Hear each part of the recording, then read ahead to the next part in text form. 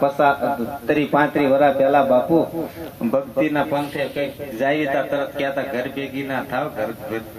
એટલે અત્યારે સમય હારો સ્વતંત્રતા છે અને આ સ્વતંત્રતા હોય તો જ થાય ને મારા બાપા નથી થતું અને અત્યારે સમય હારો છે પેલા દાણા નતા મોળા વરા ઉપર મોળા વરા આવતા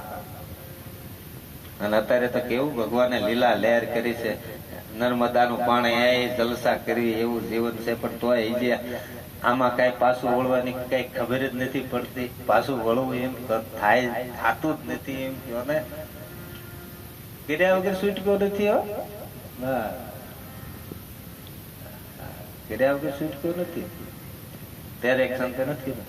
કે એવા મનુષ્ય જેવા તારા તો બહુ